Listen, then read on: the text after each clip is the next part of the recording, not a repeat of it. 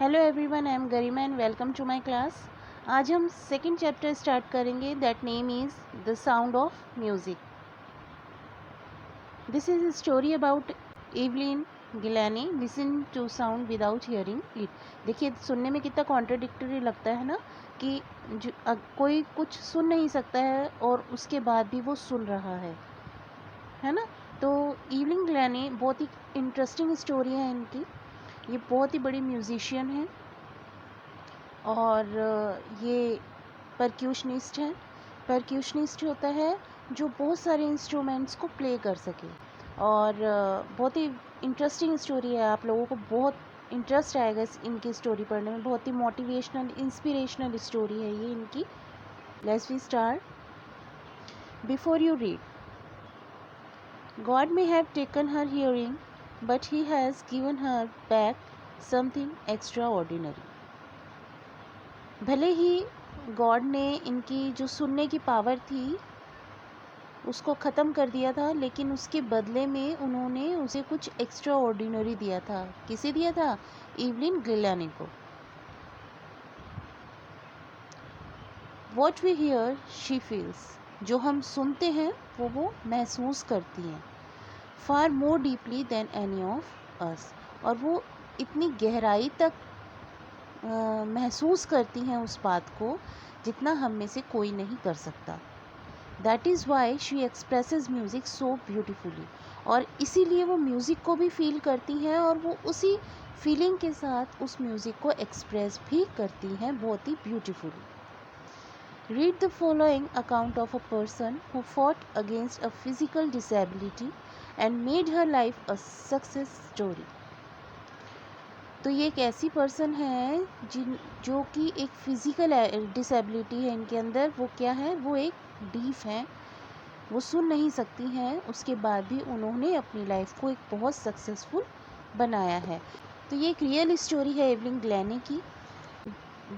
ऐसा नहीं कि ये बचपन से ही डीफ थी, बाय बर्थ ये डीफ नहीं थी, लेकिन धीरे धीरे इन्होंने अपनी हियरिंग पावर जो है, सुनने की जो शक्ति है, वो ख़त्म हो गई थी।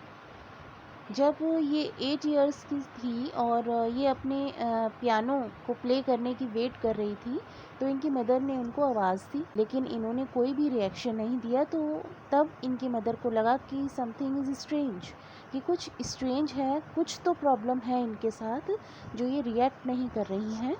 तो जब ये मतलब बहुत छोटी सी एज में इन्होंने अपनी जो हियरिंग पावर है वो खो दी थी। बस जब वो बड़ी हुई आफ्टर 8 इयर्स, धीरे धीरे इनकी जो पावर थी वो खोती चली गई और एट द एंड वो डीफ हो गई।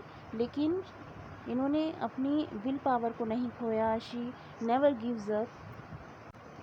किस तरह से इन्होंने अपनी लाइफ में गिव अप नहीं किया, अपनी जर्नी को, लाइफ जर्नी को जो है मूव ऑन किया और फॉलो किया, अपनी ड्रीम्स को परस्यू किया अपने ड्रीम्स के लिए, है ना। तो ये सब हम इनकी स्टोरी में पढ़ेंगे आज। Rush hour crowds jostle for position in the underground train platform. Jostle होता है पुश रफली, जब बहुत ज़्यादा रश होता है ना, तो पीपल व trying to push each other. Okay, that is jostle. Rush hour crowds मतलब कि एक कोई स्टेशन है, जैसे स्टेशन होता है ना, प्लेटफॉर्म होता है अंडर द ग्राउंड, तो वहाँ पे बहुत ज़्यादा क्राउड होता है। तो वही सीन इसमें बताया गया है कि बहुत ज़्यादा क्राउड है प्लेटफॉर्म पे। और a slight girl looking younger than her 17 years, जो गर्ल है बहुत ही छोटी सी है, पतली सी है, और वो 17 ईयर्स की है, बट वो उससे भी कम एज की लग रही है। Means she is looking younger than 17 years. Was nervous yet excited as she felt the vibration of the approaching train. और वो बहुत ही नर्वस दिख रही है, बट एक्साइटेड भी दिख रही है ना। और वो फील कर रही है, जो जब ट्रेन आती है तो वाइब्रेशन होती है ना हमारी लेग्स में, तो वही वाइब्रेशन वो फील कर रही है. But she is excited and nervous not because of the vibration, but the reason is other. what was the reason? Let's see. It was her first day at the prestigious Royal Academy of Music in London. वो किस चीज़ की nervousness है और किस चीज़ की excitement है कि उसका फर्स्ट डे था prestigious royal academy of music का. ठीक है, लंदन में एक बहुत ही प्रेस्टिजियस म्यूज़िक एकेडमी है, रॉयल एकेडमी. वहाँ पर जाने का उनका फर्स्ट डे था और इसीलिए वो नर्वस फील कर रही थी. She want to be a musician, she like music, और that was the first day in the music academy. That is why she was feeling nervous as well as excited, and daunting enough for any teenager fresh from a Scottish firm. Daunting means frightened, और वो frighten भी हैं क्योंकि वो कहाँ से belong कर रही हैं, स्कॉटिश फर्म से, और जा कहाँ रही हैं, लंदन. तो स्कॉटिश एक फर्म लाइक अ फर्म है, स्कॉटिश जगह, और जो लंदन है वो बहुत सारी सिटीज़, एक सिटी टाइप का है ना. तो जब फर्म से वो सिटी में जा रही हैं तो वो बहुत ही नर्वस फील कर रही हैं. But this aspiring musician faced a bigger challenge than most. She was profoundly deaf. लेकिन उससे भी कहीं ज़्यादा एक म्यूज़िशियन के लिए एक बहुत बड़ा चैलेंज होता है कि वो सुन नहीं सकता तो भी वो म्यूज़िक सीख रहा है ना. ये उनके लिए सबसे बड़ा चैलेंज था. Evelyn Glennie loss of hearing had been gradually. Gradually means slowly. ठीक है, ग्रेजुअली मीन्स स्लोली, धीरे धीरे, फेजेस में, है ना. तो इवलिन गिलानी ने अपनी पावर ऑफ हियरिंग बहुत ही, Evelyn Gilani loss of hearing. Mother remembers that the day when she was 8 years old. Evelyn Glennie की जो मदर थी उन्हें आज भी याद है जब वो 8 इयर्स की थी तब वो पियानो प्ले करने के लिए वेट कर रही थी. They called her name. उन्होंने एवलिन गिलानी को पुकारा, उनका नाम पुकारा. And she did not move and she did not give any response. तो उन्होंने कोई भी रिस्पॉन्स ही नहीं दिया एवलिन गिलानी ने. आई सडनली रियलाइज, वो ये बताती हैं कि उन्हें सडनली ये रियलाइज़ हुआ that she had not heard, कि कुछ तो प्रॉब्लम है, वो सुन नहीं पा रही हैं, सेज इसाबेल गिलानी. और ये सब कौन बता रहा है, Isabel Glennie. For quite a while, Evelyn managed to conceal her growing deafness from friends and teachers. कुछ टाइम तक जो एवलिन गिलानी थी उन्होंने अपनी इस प्रॉब्लम को, अपनी डीफनेस को अपने कलीग से, अपने क्लासमेट से, अपने फ्रेंड से, अपने टीचर्स से छुपा कर रखा. कॉन्सिल मीन्स होता है हाइड करना, हाइड करके रखा. क्योंकि ऑब्वियसली जब वो बाय बर्थ डीफ नहीं है और धीरे धीरे उनकी जो ये डीफनेस है वो बढ़ती ही जा रही थी, हियरिंग पावर कम होती जा रही थी, तो वो इस चीज़ को दूसरों से छुपाने लगी थी.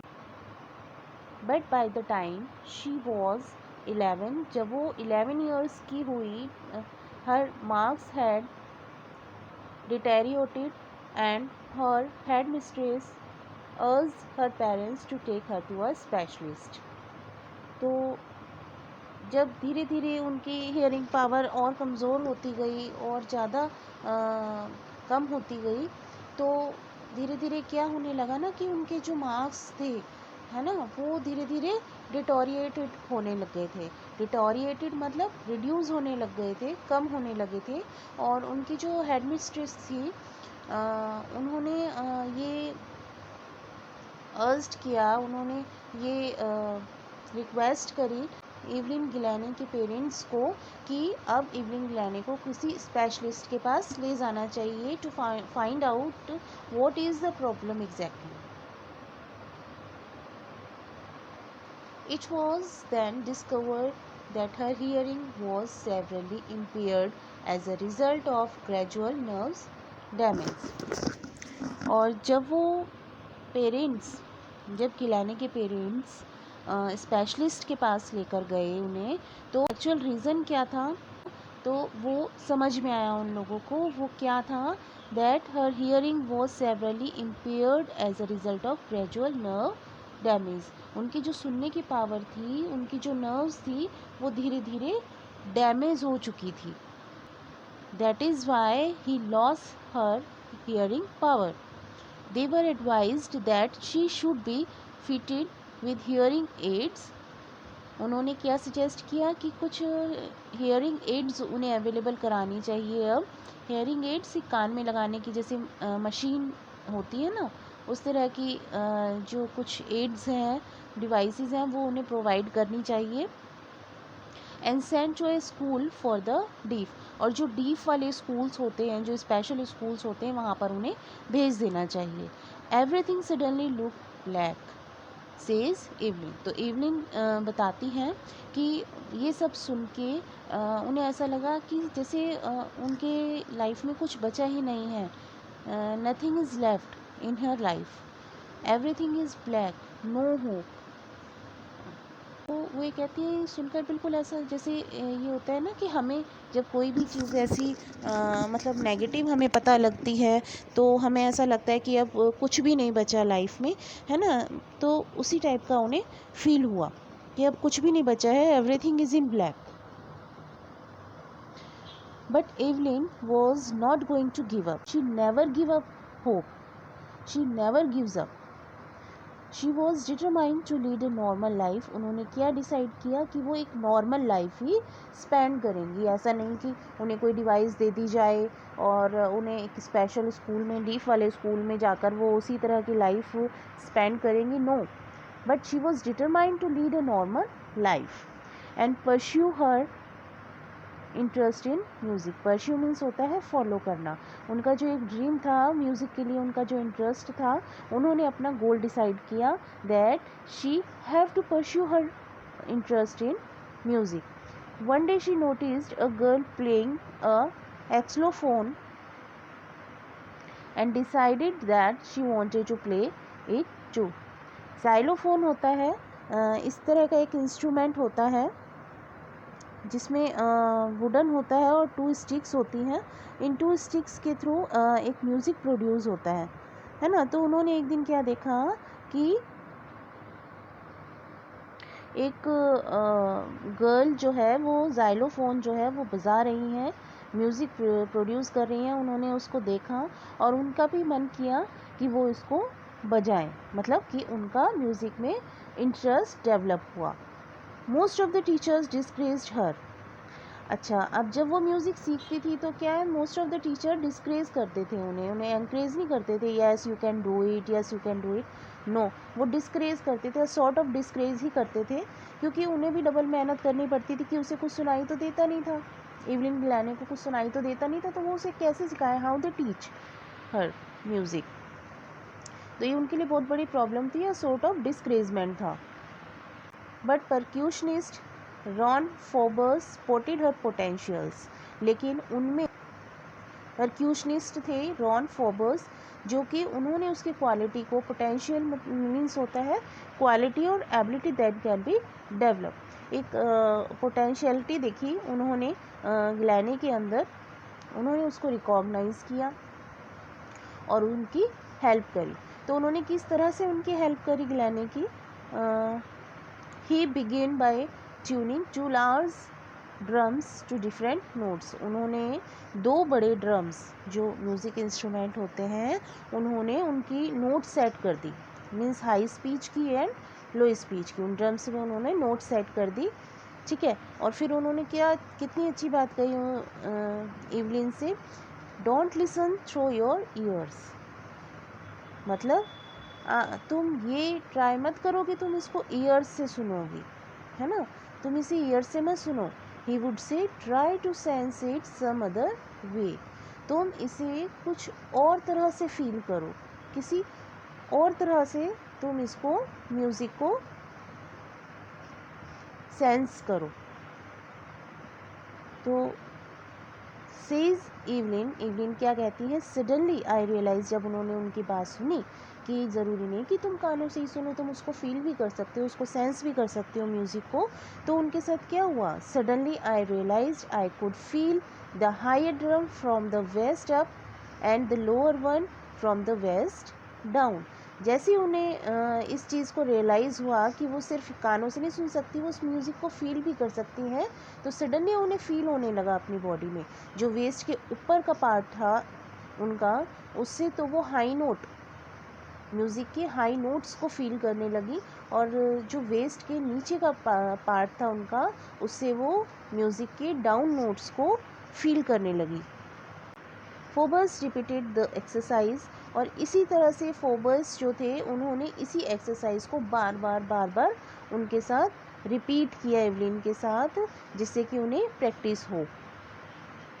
And soon Evelyn discovered that she could sense certain notes in different parts of her body। और इसी एक्सरसाइज की प्रैक्टिस करते करते एवलिन ने क्या डिस्कवर किया, क्या फाउंड किया, कि उनकी जो बॉडी है उनमें सेंसेशंस होने लगी थी म्यूज़िक के लिए। अब म्यूज़िक को सुनना उनके लिए मैटर नहीं था, अब उनके लिए मैटर था म्यूज़िक को फील करना। अब वो म्यूज़िक को फील करने लगी थी अपने हर पार्ट्स ऑफ बॉडी के साथ। I had learned to open my mind and body to sound and vibrations। अब मैं अपने माइंड को ओपन करके जो साउंड है और जो वाइब्रेशंस है उसको बॉडी में फील करने लगी थी। The rest was she determination and hard work, और जो बाकी की जो सक्सेस थी उसके लिए उन्होंने बहुत ज़्यादा हार्ड वर्क किया।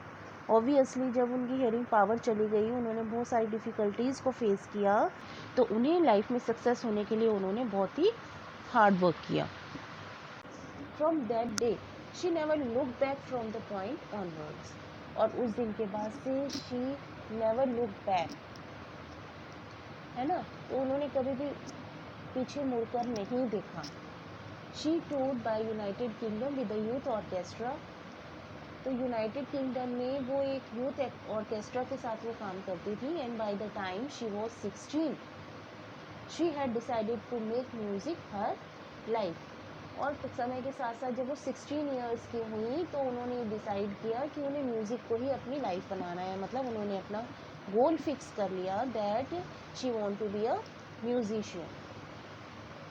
She audition for the Royal Academy of Music, उन्होंने रॉयल अकेडमी, म्यूज़िक की एक बहुत फेमस अकेडमी है रॉयल अकेडमी, उनके लिए उन्होंने ऑडिशन दिया and scored one of the highest marks in the history of the academy, और उन्होंने बहुत ही अच्छे मार्क्स अचीव किए जो कि हाईएस्ट मार्क्स थे इन the history of the academy, है ना। अब उन्होंने कैसे, देखिए किस तरह से इतने अच्छे मार्क्स गेन किए।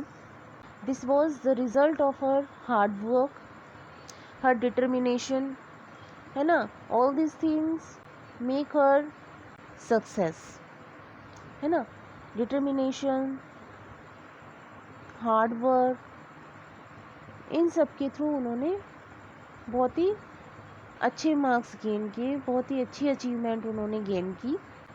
She gradually moved from orchestra work to solo performance, पहले वो ऑर्केस्ट्रा के साथ बहुत ग्रुप में वो परफॉर्म करती थी, बट धीरे धीरे वो सोलो परफॉर्मेंस पे आ गई थी, वो अकेले ही परफॉर्मेंस दिया करती थी।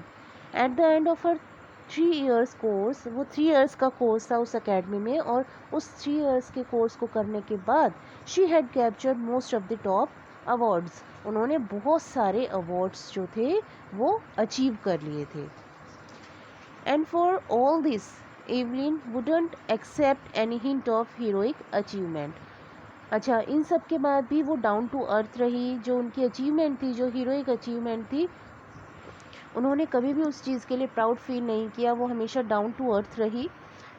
If you work hard and know where you are going you will get there, और उन्होंने कितनी अच्छी बात कही कि अगर तुम वर्क हार्ड करते हो, अगर तुम्हारा गोल सेट है, if you are very clear about your goal and you do your work hard, then you will definitely get whatever you want to। And she got right to the top the world's most sought after multi-percussionist with the mastery of some 1,000 instruments and heroic international schedule। और उन्होंने इतने hard work किए कि वो परक्यूशनिस्ट हैं आज के time में, वो उन्होंने मास्टरी की है 1,000 इंस्ट्रूमेंट्स को प्ले करने में। ऑलराइट, तो अब तक हमने जो उनकी जर्नी देखी, किस तरह से जो ऑब्स्टेकल्स आई हैं उनकी लाइफ में, है ना, उनसे अब मतलब इन सब से एक इंस्पिरेशन मिलती है कि अगर आपकी लाइफ में कोई ऑब्स्टेकल्स आते हैं, आपकी कुछ ब्रेक्स आते हैं, that doesn't mean that you stop, but इसका मतलब क्या है कि आपके अंदर इतनी क्वालिटीज़ है कि आप रुक कर, जो आपको लगता है कि अगर आप किसी चीज़ के लिए कैपेबल नहीं हो पा रहे हैं, आपकी कुछ क्वालिटीज़ ऐसी हैं जो अभी भी वीक हैं, तो आप उनको पॉलिश कीजिए, यू कैन पॉलिश, और उसके बाद फिर आप आगे मूव ऑन कीजिए। अपनी लाइफ में सक्सेस हो सकते हैं इफ़ यू वर्क हार्ड। वो सब कुछ आप हासिल कर सकते हैं, वो सब कुछ आपको मिल सकता है जिसको आप डिज़र्व करते हैं। आपकी लाइफ में जो भी कोई ऑब्स्टेकल आती है, जो भी कोई ब्रेक आते हैं, आप उनको फेस कीजिए। जो भी कोई ऑब्स्टेकल आती है, कोई प्रॉब्लम अगर आपकी लाइफ में आती है, तो आप उससे निराश मत होइए। You have to determine about and you have to pursue your interest. Okay, you have to pursue your goals. कोई भी मैटर इतना बड़ा नहीं होता कि आपकी सक्सेस को, आपकी क्वालिटी को वो रोक सके। ठीक है, तो ये इनकी अब तक की जर्नी थी, and rest of the journey we will continue our next class. Thank you.